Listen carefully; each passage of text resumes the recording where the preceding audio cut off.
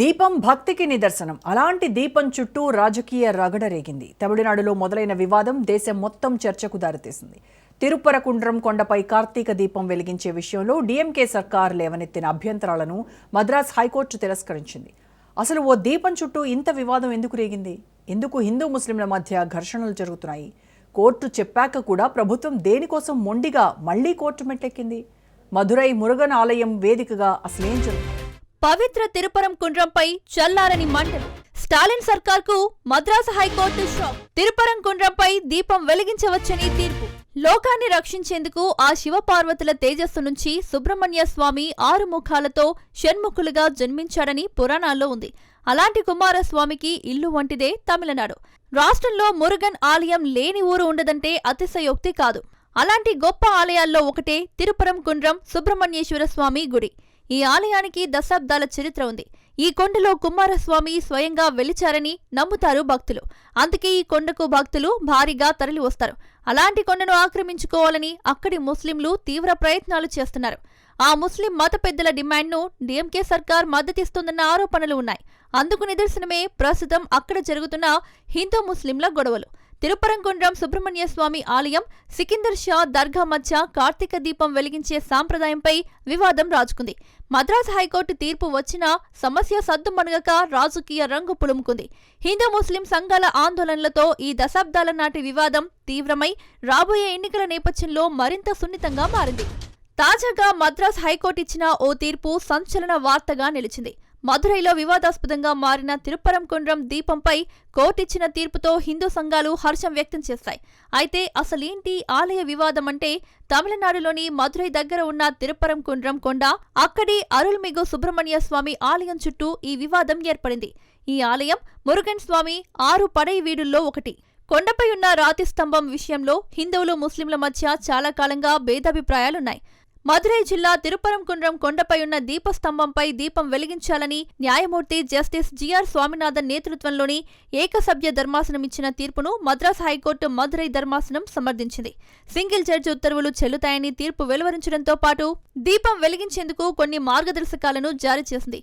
Justice Swaminathan గతంలో ఇచ్చిన ఉత్తర్వులను సవాల్ చేస్తూ తమిళనాడు ప్రభుత్వం, మధురై జిల్లా యంత్రాంగం, దేవాదాయ శాఖ, సికిందర్ దర్గా తదితరుల తరపున 26 అప్పీళ్లు దాఖలయ్యాయి. వాటిని న్యాయమూర్తులు జస్టిస్ జయచంద్రన్, జస్టిస్ రామకృష్ణన్ల ధర్మాసనం విచారణ జరిపి తీర్పు వాయిదా వేసింది. తీర్పును వెలువరిస్తూ తిరుపరంకుండ్రం కొండపై ఉండేది దీపస్తంభమేనని, అది ఆలయ పరిధిలోనే ఉందని న్యాయమూర్తులు తెలిపారు. 1996లో ఇచ్చిన ఆదేశాల్లో ఉచ్చి పిల్లయ్యార్ ఆలయం ఇతర ప్రాంతంలో దీపం వెలిగించవచ్చని ఉందని, ఆ తీర్పును పాటించి దేవస్థానం దీపం వెలిగించాలని ఆదేశించారు. ఇందుకు కేంద్ర పురావస్తు శాఖ నుంచి తగిన అనుమతి పొందాలని సూచించారు. దీపం వెలిగించే కార్యక్రమాన్ని మధురై జిల్లా కలెక్టర్ పర్యవేక్షించాలని, ఆ క్రతువును నిర్వహించడానికి దేవస్థానం, జిల్లా యంత్రాంగం, పోలీసులే వెళ్లాలన్నారు. ప్రతి కార్తీక మాసంలో దీపం వెలిగించడాన్ని నిర్ధారించాలని న్యాయమూర్తులు స్పష్టం చేశారు. ప్రభుత్వం ఈ స్తంభాన్ని బ్రిటిష్ కాలంలో 1802లో మధురై మ్యాపింగ్ కోసం పెట్టిన సర్వే రాయిగా చెబుతోంది. కానీ హిందూ భక్తులు దీనిని దీపస్తంభంగా భావిస్తూ దాదాపు 75 ఏళ్లుగా కార్తీక దీపోత్సవ సమయంలో అక్కడ దీపం వెలిగించడం తమ సాంప్రదాయమని చెబుతున్నారు. ఇది ఆలయ ఆచారాల్లో భాగమని, ఆగమశాస్త్రాల ప్రకారం జరుగుతోందని వారు వాదిస్తున్నారు. మరోవైపు అదే కొండపై 14వ శతాబ్దానికి చెందిన సికిందర్ మలై దర్గా ఉంది. ఇది వక్ఫ్ బోర్డు ఆధీనంలో ఉంది. అక్కడ జరిగే ముస్లిం ప్రార్థనలు, జంతుబలి విషయాల్లో కూడా హిందూ సంస్థలు అభ్యంతరం తెలుపుతుండగా, ముస్లిం నాయకులు ఇవి తమ మత సాంప్రదాయాలని చెబుతున్నారు. ఈ వివాదం 2025లో మరింత తీవ్రమైంది. కొందరు ఈ కొండను జైన్ కొండగా ప్రకటించాలని కోర్టులో పిటిషన్ వేశారు. మరికొందరు దర్గాలో జంతుబలి ఆపాలని కోరారు. మరోవైపు ముస్లిం వర్గాలు కందర్ మలై పేరును సికిందర్ మలైగా మార్చాలని ప్రయత్నించాయి. హిందూ మక్కల్ కట్చి, హిందూ మున్నని, హిందూ తమిళర్ పీరవై వంటి హిందూ సంస్థలు దీపం వెలిగించడానికి అనుమతి ఇవ్వాలని, జంతుబలి ఆపాలని డిమాండ్ చేశాయి.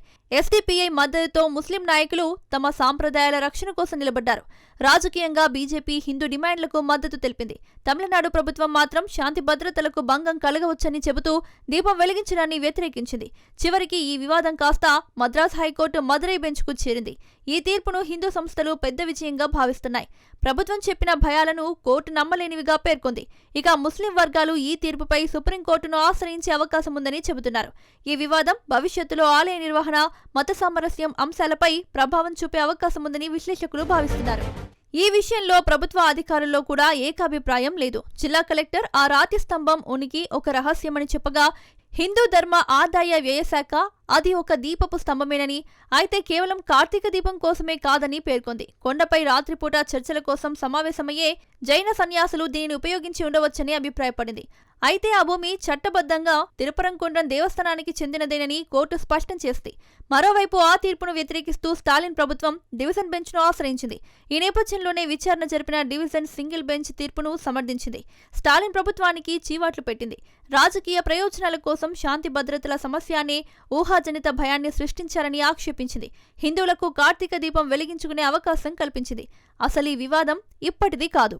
ఆ ఆలయం వద్ద బ్రిటిష్ కాలంలోనే సమస్యలు మొదలయ్యాయి. కొండ యాజమాన్య హక్కులు దేవాలయానివని, అయినప్పటికీ కొండ శిఖరంలోని దర్గా, నెల్లితొప్పు అనే ప్రాంతం మాత్రం దేవాలయ పరిధిలోకి రావని అప్పట్లో ప్రివీ కౌన్సిల్ తీర్పునిచ్చింది. బ్రిటిష్ కాలంలో అంతిమ అప్పీల్ విచారణ చేసే న్యాయస్థానాన్ని ప్రివీ కౌన్సిల్ అంటారు. దీపత్తూన్ అనే పురాతన స్తంభం దర్గా నుంచి 15 మీటర్ల దూరంలో ఉంది. 1862 నుంచి దీపాన్ని దర్గా కంటే దిగువన ఉన్న ఉజిపిల్లయ్యర్ దేవాలయం వద్ద వెలిగిస్తున్నారు. కొండపై స్తంభం వద్ద దీపం వెలిగించేందుకు మాత్రం అనుమతి లేదు. ఈ మొత్తం వివాదం ప్రస్తుతానికి దీపం వెలిగించే ఆచారంపైనే కొనసాగుతున్నప్పటికీ కొండపైన ఏ భాగంపై ఎవరికి హక్కులు ఉన్నాయన్న ప్రశ్న స్వాతంత్రానికి ముందే మొదలైంది. అసలు హిందువులు ఒక సమావేశం జరుపుకోవడానికి కోర్టు ఉత్తర్వులు తీసుకోవాల్సిన దౌర్భాగ్య పరిస్థితి ప్రస్తుతం తమిళనాడులో ఉంది. పశ్చిమ బెంగాల్ లాగానే తమిళనాడులో కూడా హిందూ వ్యతిరేక శక్తులు తయారవుతున్నారు.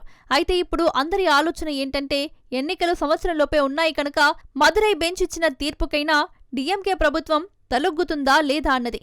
ఎందుకంటే పోయినసారి ఎన్నికల సమయంలో టీఎంకే పార్టీనే ఓట్ల కోసం లార్డ్ మురుగన్ కాన్ఫరెన్స్ జరిపింది. అప్పుడే చాలా మంది నాస్తికవాద డిఎంకే పార్టీ నాయకత్వంలో మురుగన్ కాన్ఫరెన్స్ జరపడం ఏంటని అనుకున్నారు. ఎన్నికల ముందు ఒకలాగా, ఎన్నికల తర్వాత ఇంకోలా డిఎంకే వ్యవహరిస్తుందనడానికి ఇది ఒక ఉదాహరణగా మనం చెప్పవచ్చు. హిందూ ముస్లింల మధ్య దశాబ్దాలుగా ఉన్న ఈ వివాదానికి పరిష్కారం దొరకకపోగా రాజకీయ పార్టీల మధ్య కొత్త చిచ్చు రాజేస్తోంది. త్వరలో తమిళనాడులో ఎన్నికలు జరగనున్న నేపథ్యంలో ఇది మరింత సున్నితమైన అంశంగా మారే అవకాశం ఉంది.